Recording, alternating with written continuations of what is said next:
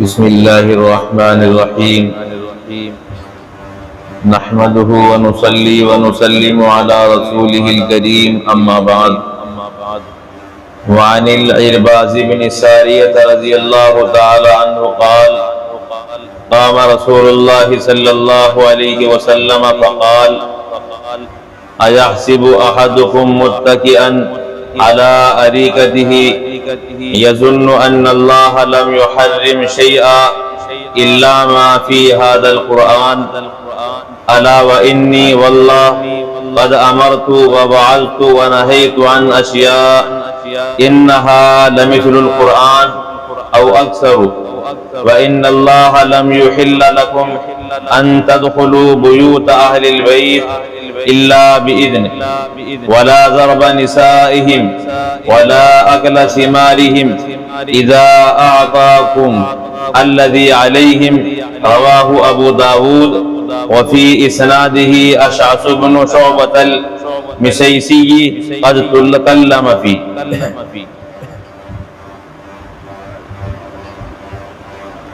حضرت عرباض بن ساریہ رضی اللہ تعالیٰ عنہ سے روایت ہے، فرماتے ہیں کہ رسول اکرم صلی اللہ علیہ وسلم کھڑے ہوئے، پھر آپ نے ارشاد فرمایا کیا تم میں سے کوئی آدمی اپنے تخت پر ٹیگ لگا کر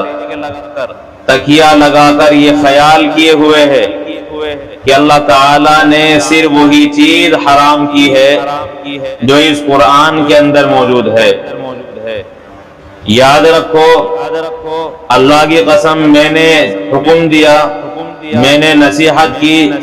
اور میں نے بہت سی چیزوں سے روکا، بے شک وہ چیزیں قرآن کے مثل ہیں یا اس سے زیادہ ہیں، اور یقیناً اللہ تعالیٰ نے تمہارے لیے اس بات کو حلال نہیں کیا کہ تم اہل بیت کے گھروں کے اندر داخل ہو جاؤ مگر اجازت کے ساتھ، اور ان کی عورتوں کو مارو، اور اللہ تعالیٰ نے تمہارے لیے اس بات کو بھی حلال نہیں کیا کہ ان کے پھلوں کو کھاؤ، اذا آتوکم الذی علیہم، جبکہ وہ تمہیں وہ دے دیں جو ان پر مقرر ہے۔ اس روایت کو امام ابو داود نے نقل کیا ہے، اور اس روایت کی سند میں اشعث بن شعبہ مسیسی ہیں جن کے بارے میں کلام کیا گیا ہے۔ اللہ کے رسول صلی اللہ علیہ وسلم اس مذکورہ حدیث میں بھی حدیث کی اہمیت کو بیان فرماتے ہیں، جیسا کہ اس سے پہلی روایت میں آپ نے ان لوگوں کا رد کیا ہے جو صرف قرآن پر عمل کرنا چاہتے ہیں اور حدیث کو چھوڑ دیتے ہیں، اور جن لوگوں کا دعویٰ یہ ہے کہ بس قرآن کی حلال کردہ چیزوں کو حلال جانو اور اس کی حرام کردہ چیزوں کو حرام، اور باقی احادیث میں حلال و حرام کا جو حکم ہے اس سے ہمیں کوئی سروکار نہیں۔ اس مذکورہ روایت میں بھی اسی مضمون کو اللہ کے رسول نے اور وضاحت کے ساتھ بیان فرمایا ہے، اور اس کی مثالیں بھی دی ہیں کہ تم میں سے کوئی آدمی یہ خیال نہ کرے کہ بس قرآن نے جن چیزوں کو حرام کیا ہے وہی چیزیں حرام ہیں، ایسا نہیں ہے، بلکہ اللہ تبارک و تعالی نے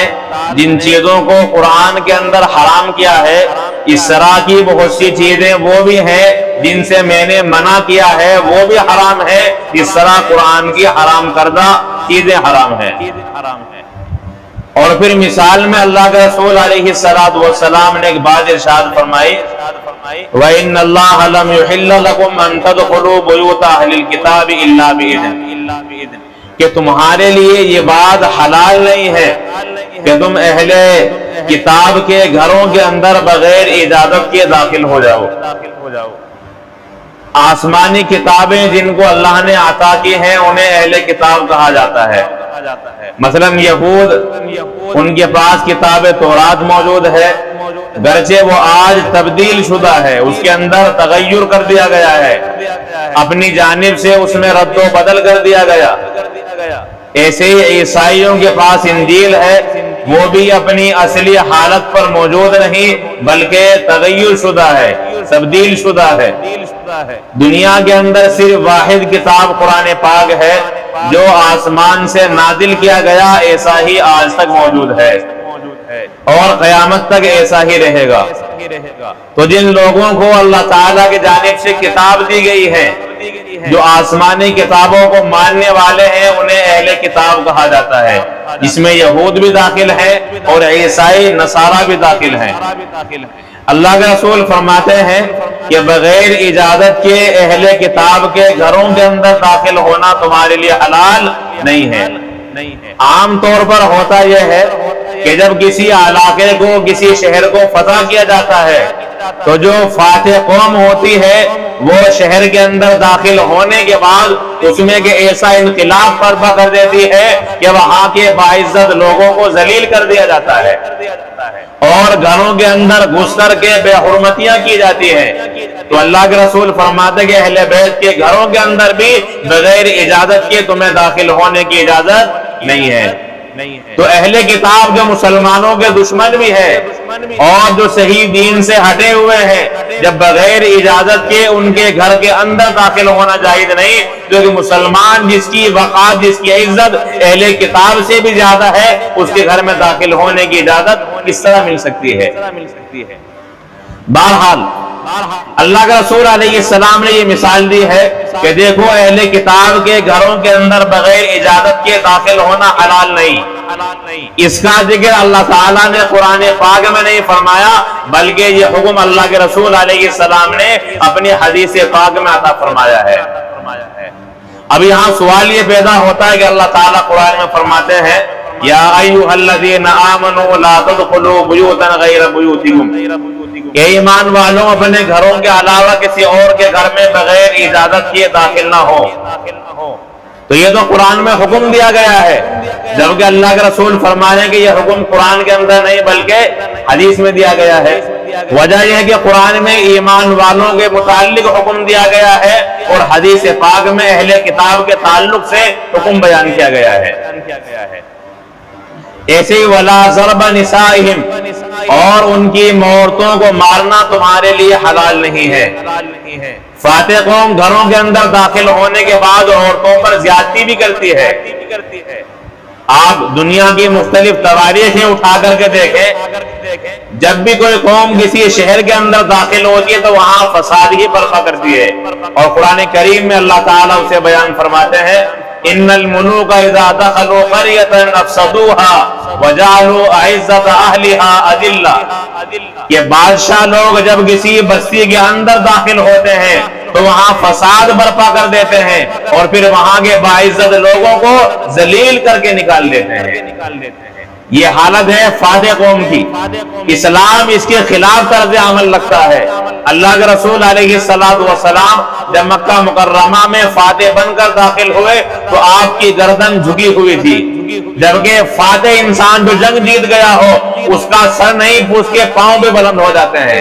مگر اللہ کے رسول علیہ السلام جن کا سر سب سے اعلیٰ ہے، آپ نے اپنے سر کو بھی جھکا دیا اور عاجزی کے ساتھ اللہ کے گھر کے اندر داخل ہوتے ہیں۔ اور پھر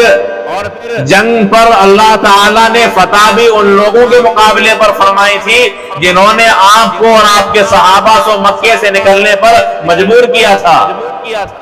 جو دین الہی کے سب سے بڑے دشمن تھے، پے در پہ رسول اللہ کے خلاف جنگیں کر چکے تھے۔ ایسے لوگوں کے متعلق بھی اللہ کے رسول کی زبان پر ارشاد تھا لا تثریب علیکم اليوم، کہ آج کسی پر کوئی زیادتی نہیں کی جائے گی، آج معافی کا عام اعلان کیا جاتا ہے۔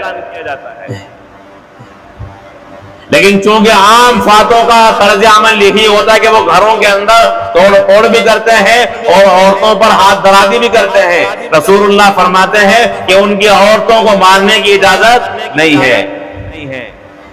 اور یہ فاتح کی حالت میں نہیں، جب جنگ کے دوران عورت سامنے آ جائے تو اسلام عورت پر ہاتھ اٹھانے کی جنگ کی حالت میں بھی اجازت نہیں دیتا۔ حضرت ابو دجانہ رضی اللہ تعالیٰ عنہ جب غزوہ احد کے موقع پر اللہ کے رسول علیہ السلام نے اپنی تلوار آپ کے ہاتھ میں دی اور پھر آپ ایک عظیم شان و شوکت کے ساتھ لشکر کی طرف بڑھے، اور اتنی شدت کے ساتھ مقابلہ کیا کہ جب کفار کی فوج پر حملہ کرتے تو ان کی صفیں درہم برہم ہو جاتی، تنے تنہا ایک ایک صف پر آپ حملہ کرتے جا رہے تھے۔ اسی جنگی حالت میں ہندہ جو ابو سفیان کی بیوی اور کفار مکہ کے سردار کی بیوی تھی، جو مسلمانوں کے خلاف اپنے فوجیوں کو نغمے گا کر ابھار رہی تھی، جب وہ سامنے آتی ہے تو ان جنگی حالت میں بھی ابو دجانہ رضی اللہ تعالیٰ نے اپنا ہاتھ روکا اور فرمایا کہ رسول اللہ کی تلوار ہے، عورت پر استعمال نہیں کی جا سکتی۔ تو وہاں بھی ادب رکھا ہے، وہاں بھی عورت کی عزت کا خیال کیا ہے، جبکہ وہ فوجوں کو ابھار بھی رہی تھی جنگی شدت پر۔ اور حضرت امیر حمزہ رضی اللہ تعالیٰ عنہ جو رسول اکرم صلی اللہ علیہ وسلم کے چچا بھی ہیں اور آپ علیہ السلام کے رضاعی بھائی بھی ہیں، جس عورت کا حضرت حمزہ نے دودھ پیا ہے اسی عورت کا دودھ اللہ کے رسول علیہ السلام نے بھی استعمال فرمایا ہے، اور آپ نے ان کی لاش پر اپنی آنکھوں سے آنسو بہائے ہیں، اور پھر ایک مرتبہ نہیں 70 مرتبہ رسول اللہ نے حضرت حمزہ کی نماز جنازہ ادا فرمائی ہے اور اعلان کیا ہے سید الشہداء حمزہ کہ تمام شہید جو قیامت تک آئیں گے ان تمام کے سردار میرے چچا حمزہ رضی اللہ تعالیٰ عنہ ہوں گے۔ اتنی عظیم شخصیت ہے، ان کا جگر چبانے والی یہی عورت ہے، لیکن اس کے باوجود اس پر تلوار نہیں اٹھائی جاتی۔ آج لوگ جو عورت کے نام پر دنیا کے اندر فساد برپا کیے ہوئے ہیں کہ عورت کو مقام ملنا چاہیے، عورت کو قید کر کے رکھ دیا گیا ہے۔ یاد رکھیے اسلام نے جو عزت عورت کو عطا فرمائی ہے وہ دوسرے کسی مذہب کے اندر نہ ہے اور نہ ہو سکتی ہے۔ آج وہ لوگ عورت کی عزت کی بات کرتے ہیں جن کا مذہب یہ ہے کہ اگر شوہر مر جائے تو شوہر کو جب جلایا جائے تو اس کے ساتھ زندہ بیوی کو بھی جلا دیا جائے۔ جن کا یہاں یہ طریقہ رائج ہے وہ عورت کی عزت کی بات کرتے ہیں، وہ عورت کے تحفظ کی بات کرتے ہیں۔ اور دنیا کی وہ قوم جو تمام دنیا پر آج حکومت کیے ہوئے ہے، گرچہ تعداد میں کم ہے، ان کا وتیرہ یہ ہے کہ جب مہاماری کی حالت آتی تو وہ عورت کو جنگل کے اندر چھوڑ آتے، اس سے تعلقات ختم کر دیتے۔ وہ لوگ عزت کی بات کرتے ہیں، وہ لوگ عورت کے تحفظ کا اور اس کے مقام کا تذکرہ اپنی پارلیمنٹ اور دنیا کے سامنے اخباروں میں میگزینوں میں کرتے ہیں۔ یہ سب دھوکہ ہے۔ محض منشا یہ ہے کہ اپنی خواہشات کے لیے یہ لوگ عورتوں کو گھر سے باہر نکالنا چاہتے ہیں۔ عورت کی حفظ کا، ان کی عفت کا، ان کی عظمت کا اور ان کے تحفظ کا کوئی تصور ان کے ذہنوں میں نہیں ہے۔ یہ لوگ چاہتے ہیں کہ عورت گھر کی چہار دیواری سے باہر آئے، جو گھر کا کام بھی کرے اور پھر باہر مزدوری بھی کرے اور تمہارے بچوں کی پرورش بھی کرے اور تم عیش و عشرت کے ساتھ زندگی گزارو۔ کیا یہ عورت پر ظلم نہیں ہے کہ گھر کی ذمہ داری بھی اسی عورت پر ڈالی ہوئی ہے اور پھر باہر اس سے جوہ بھی کرائی جا رہی ہے؟ یہی لوگ عورت کی عزت کے ٹھیکیدار بنے بیٹھے ہیں۔ بہرحال یہ حالات ہیں دنیا کے اندر، اپنے اپنے تصورات لوگ پیش کرتے ہیں، لیکن یہاں اللہ کے رسول علیہ السلام نے کیا سبق دیا ہے؟ فرماتے ہیں وَلَا ضَرْبَ نِسَائِهِمْ، کہ ان اہل کتاب کی عورتوں پر ہاتھ نہ اٹھایا جائے، انہیں مارا نہ جائے، تمہیں مارنے کی اجازت نہیں ہے۔ وَلَا أَكْلَ ثِمَارِهِمْ إِذَا آتَوْكُمُ الَّذِي عَلَيْهِمْ، اور تمہیں ان کے پھل کھانے کی اجازت بھی اللہ تعالیٰ نے نہیں دی ہے کہ تم ان کے باغات کے اندر، ان کے مکانوں میں، ان کے کھیتوں میں داخل ہو کر ان کے پھلوں کا استعمال کرو اور ناجائز طریقے سے ان سے وصول کرو، یہ بھی اللہ تعالیٰ نے تمہارے لیے حلال نہیں رکھا، جبکہ تمہیں وہ عطا کرتے رہے جو ان کے اوپر لازم ہے۔ یعنی مسلمانوں کی حکومت کے اندر جب وہ جزیہ اور ٹیکس دے کر کے رہ رہے ہیں، اب مسلمانوں کو ان سے چھیڑ کھانے کی اجازت نہیں ہے۔ حضرت عمر فاروق رضی اللہ تعالیٰ عنہ کے زمانے خلافت میں بیت المقدس کے جو عیسائی موجود تھے ان لوگوں کے ساتھ صلح ہوئی کہ ہم ہر سال آپ کو جزیہ دیں گے، ٹیکس دیں گے۔ اب جو قوم مسلمانوں سے صلح کرتی اور یہ طے ہو جاتا کہ لوگ سال میں اتنا جزیہ دیا کریں گے، اب ان کی جان کی، مال کی، عزت آبرو کی حفاظت مسلمانوں کے ذمہ ہو جاتی۔ عمر فاروق رضی اللہ تعالیٰ عنہ کو فوج کی ضرورت پڑی، بیت المقدس سے فوج کو بلا لیا گیا جو وہاں عیسائیوں کی حفاظت کے لیے لگی ہوئی تھی۔ جب ان لوگوں نے جزیہ دینا چاہا، ٹیکس دینا چاہا، تو عمر فاروق رضی اللہ تعالیٰ نے فرمایا کہ ہماری فوج نے تمہاری جان و مال کی حفاظت نہیں کی، بلکہ وہ دوسرے مقام پر بھیج دی گئی تھی، اس لیے ہمارا حق نہیں بنتا کہ تم سے جزیہ اور ٹیکس وصول کریں۔ یہ ہے اسلامی اصول، لیکن اسلامی اصولوں کو نظر انداز کر دیا جاتا ہے، اور تمام کے تمام ادیان و ملل صرف اسلام کو مٹانے پر لگی ہوئی ہے، جبکہ قرآن کا صاف اور واضح اعلان ہے لِيُظْهِرَهُ عَلَى الدِّينِ كُلِّهِ وَلَوْ كَرِهَ الْمُشْرِكُونَ، اور دوسری جگہ فرمایا وَلَوْ كَرِهَ الْكَافِرُونَ، کہ مشرک اور کافر لوگ چاہے ناپسند کرتے رہے، اللہ تعالیٰ کا یہ دین تمام دینوں پر غالب ہو کر رہے گا۔ ایک زمانہ تو وہ تھا جب صحابہ کرام نے آدھی دنیا سے زیادہ کے ممالک کو فتح کر کے اسلام کو غلبہ عطا فرمایا، اور آج گرچہ مذہب اسلام اپنے وسوع کے اعتبار سے، اپنی تعداد کے اعتبار سے، حکومت کے اعتبار سے گرچہ مغلوب نظر آتا ہے، لیکن حقانیت کے اعتبار سے، دلیل و برہان کے اعتبار سے مذہب اسلام آج بھی غالب ہے، اور کسی معنی وہ آج تک بچہ نہیں ڈرا جو دلیل کی دنیا میں مذہب اسلام کے کسی عالم بردار کو نیچا دکھا سکے۔ بہرحال پھر آئندہ زمانہ وہ آئے گا جب حضرت مہدی کی امامت ہوگی، پھر حضرت عیسیٰ کا نزول ہوگا، اور تمام دنیا کے ہر گھر میں چاہے وہ کچا ہو یا پکا ہو مذہب اسلام داخل ہو چکا ہوگا۔ تو اللہ تعالیٰ نے جو غلبہ کا وعدہ کیا ہے وہ غلبہ پہلے بھی مکمل ہوا ہے، اور دلیل کے اعتبار سے آج بھی غلبہ ہے، اور پھر آئندہ بھی مسلمانوں ہی کا غلبہ ہوگا۔ مسلمانوں کو دنیا سے نہ کوئی مٹا سکا ہے، اور نہ کسی کے اندر کوئی طاقت قوت ہے کہ مسلمانوں کو مٹا سکے، اس لیے مرعوب ہونے کی ضرورت نہیں ہے، مغلوب ہونے کی ضرورت نہیں ہے۔ کیا ہماری حالت اس سے زیادہ کہیں گزری ہو گئی جو مکہ مکرمہ میں صحابہ کی تھی؟ صحابہ کرام پر ظلم کتنا کیا جا رہا تھا کہ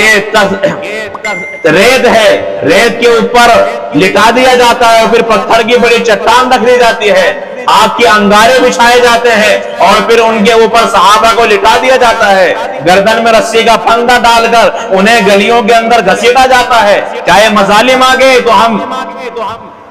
ایسے حالات ہمارے اوپر ابھی نہیں آئے ہیں، پھر مسلمان گھبراتا کیوں ہے؟ صحابہ کرام کی قربانیوں کو پڑھتا کیوں نہیں ہے؟ اور یاد رکھیے جب تک مسلمان پر حالات نہیں آتے، مسلمان سیدھے راستے پر آتا بھی نہیں ہے۔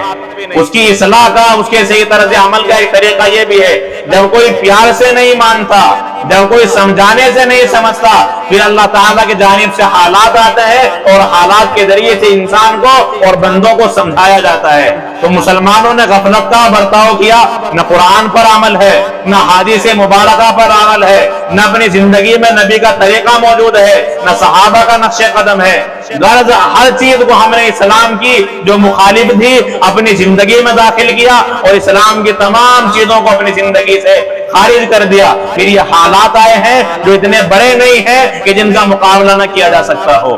بہرحال حوصلے کی ضرورت ہے، کبھی بھی کسی بھی حالات میں مسلمان کسی سے گھبرایا نہیں کرتا۔ اللہ تعالیٰ تو واضح اعلان فرماتے ہیں وَأَنْتُمُ الْأَعْلَوْنَ إِن كُنتُم مُؤْمِنِينَ، کہ اگر تمہارا ایمان قوی اور مضبوط ہو، تم صحیح ایمان والے بن جاؤ، تو اللہ تعالیٰ سربلندی تمہیں ہی عطا فرمائیں گے۔ بڑے بڑے بادشاہ گزر گئے، فرعون نے سوچا بھی نہیں تھا کہ کوئی موسیٰ بھی آئے گا جو تیرے تمام لشکر کو غرق کر کے اس دنیا سے چلا جائے گا، اس کا تصور بھی نہیں تھا، کوئی سوچ بھی نہیں سکتا تھا۔ جو اپنے آپ کو انا ربکم الاعلی کہتا ہو وہ کیسے سوچ سکتا ہے کہ میں سمندر کے اندر غرق کر دیا جاؤں گا؟ مگر حضرت موسیٰ علیہ السلام کو اس کا مقابلہ نہیں کرنا پڑا، اس کے سامنے ہتھیار نہیں اٹھانے پڑے، اللہ تعالیٰ نے ایسی اسباب بنا دیے کہ وہ خود بخود پیچھا کرتا ہے اور پھر غرق کر دیا جاتا ہے۔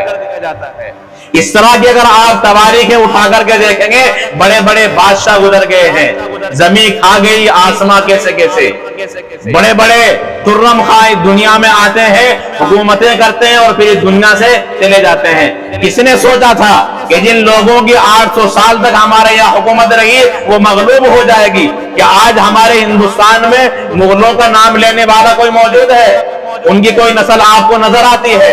اگر چند لوگ یہاں مغلوں کے نظر بھی آتے ہیں تو ان کی حالت کیسی ہے کہ وہ لوگ سڑکوں پر پڑے ہوئے ہیں۔ تو یہ حالات ہے. اللہ فرماتے ہیں وَتِلْكَ الْأَيَّامُ نُدَاوِلُهَا بَيْنَ النَّاسِ، یہ ایام اور یہ زمانہ ہم لوگوں کے درمیان بدلتے رہتے ہیں. کبھی حالات ادھر ہے کبھی حالات ادھر ہے. غزوہ بدر کے موقع پر مسلمانوں کو اللہ نے فتح دی، اور پھر احد کے موقع پر ابتدا میں مسلمانوں کو فتح ہوئی اور بعد میں مسلمانوں پر حالات آ گئے. اب ان حالات سے اگر گھبرا جاتے پھر آئندہ مسلمان قوم ترقی نہیں کر سکتی تھی. مگر اس تمام کیفیات کے باوجود اللہ کے رسول اور صحابہ نے اسلام کے علم کو تھامے رکھا، اور پھر حالات ایسے آئے کہ جو لوگ مکہ مکرمہ سے مدینہ حملہ کرنے کے لیے آتے تھے، پھر حالات اللہ نے ایسے بنا دیے کہ وہ لوگ مکہ مکرمہ سے بھاگنے پر مجبور کھڑے ہوئے. وہ لوگ بیت اللہ کا غلاف پکڑ کر پناہ مانگنے لگے. اللہ کے رسول علیہ السلام کے پاس آ کر اور آپ کے قدموں میں گر کر اپنی جان کی امان مانگنے لگے. یہ ان لوگوں کا وتیرہ تھا جو آپ کو مکے سے نکلنے پر مجبور کر رہے تھے. تو یہ حالات کب بدل جائے کوئی نہیں جانتا. اس لیے اپنے اعمال کو سنوارا جائے، اپنے ایمان کو مضبوط رکھا جائے، حوصلے کے ساتھ رہا جائے. اللہ تبارک و تعالی غلبہ اور بلندی اور اللہ کی جانب سے رفعت و عزت وہ آپ کا مقدر ہوگی، بس آپ حوصلے کے ساتھ رہیں اور آپ کا ایمان و عمل مضبوط ہو. تو اللہ کے رسول علیہ السلام نے اس مذکورہ حدیث کے اندر یہ بات ارشاد فرمائی کہ یہ چند چیزیں ایسی ہیں جو اللہ نے قرآن میں حرام نہیں کی ہیں، لیکن حدیث میں رسول اللہ نے حرام کی ہے، لہذا ان کو اسی طرح حرام ماننا ضروری ہے جس طرح قرآن کی حرام کردہ حرام چیزوں کو حرام ماننا ضروری ہے. تو قرآن و حدیث میں ہم کوئی فرق احکام کے اعتبار سے نہیں کر سکتے. قرآن کی حرام چیزیں بھی حرام ہے اور حدیث میں حرام کردہ چیزیں بھی حرام ہے. قرآن میں جو حلال ہے وہ بھی حلال ہے، احادیث میں جو اللہ کے رسول نے حلال بتایا ہے وہ بھی ہمارے لیے حلال ہے. لہذا قرآن اور سنت دونوں کو مضبوطی کے ساتھ تھاما جائے. دونوں میں اگر فرق کیا جائے گا تو یاد رکھیے گمراہی کے سوا کوئی اور مقدر ہمارا نہیں ہوگا. اس لیے قرآن ایک ہاتھ میں ہو اور دوسرے ہاتھ میں سنت رسول ہو، پھر اللہ تعالیٰ کی جانب سے حالات بھی سمجھیں گے اور دنیا اور آخرت میں کامیابی اور کامرانی ہمارا مقدر ہوگا. اللہ عمل کی توفیق عنایت فرمائے.